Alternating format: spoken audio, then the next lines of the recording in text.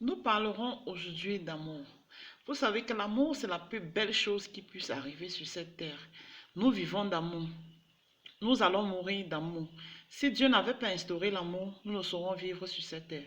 C'est pourquoi il a permis à l'homme et à la femme de s'accoupler pour former une famille en s'aimant. Je voudrais vous parler aujourd'hui des conseils à donner à une jeune fille, le conseil d'une maman donné à une jeune fille en voie de mariage. Ce que tu dois savoir, toi qui ambitionnes de te marier, c'est que tu dois exploiter ta jeunesse pour trouver ton âme sœur. Le mariage n'est pas un reposoir. Lorsque tu vas en mariage, c'est pour construire une vie. Ne joue pas la vie au point où, lorsque vous vous mariez ou tu te maries, tu pars te reposer. Non. Vous devez savoir que le mariage, c'est un challenge. Le mariage, c'est un nouveau challenge. Et il faut le challenger avec votre mari et non un reposoir. Vous savez aussi que l'homme se base beaucoup sur le physique de la femme. Ton allure physique doit être quelque chose de capital pour attirer et attraire l'homme. Et là, vous allez le convaincre avec votre comportement. C'est ton comportement qui va convaincre l'homme à t'épouser. Ta mentalité doit faire en sorte qu'il trouvera en toi une bonne épouse, une mère de ses enfants. Parce que tu dois le savoir, l'homme recherche la stabilité dans le ménage.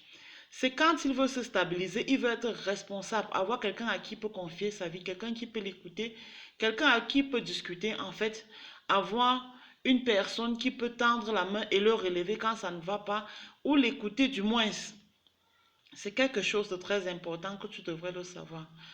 Tu dois le savoir également que c'est à toi de faire de ton mariage un paradis ou un enfer. On ne calque pas son mariage sur un autre mariage. Non, non, non. Parce que tu dois le savoir, c'est le toit qui couvre beaucoup, beaucoup de choses. Salut, salut, moi c'est Huguette. N'oubliez pas de vous abonner. Comme je le disais tantôt, c'est le toit qui couvre beaucoup de choses. C'est à toi de forger ton mariage avec ton mari. Donnez-vous une orientation de vie.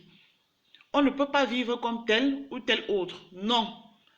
Donnez-vous une orientation de vie propre à vous deux, uniquement vous deux. C'est pourquoi je dis, c'est à toi de faire de ton mariage un enfer ou un paradis. Lorsque vous voulez le calquer sur quelqu'un d'autre, ça ne va pas donner. Qui vous dit que ce comportement que vous voulez instaurer dans votre, ou cette mentalité que vous voulez instaurer dans votre couple, votre mari adhérera? Parce que vous avez vu la voisine se comporter ainsi ou son mari se comporter ainsi, vous voulez absolument que votre mari en fasse autant. Non, non, non, non. Adaptez-vous en fonction de vos conjoints et de vos conjointes. Et ensemble, construisez votre vie. Vous devez savoir aussi que c'est le mari qui porte le pantalon. Laissez les hommes dans leur orgueil, c'est normal.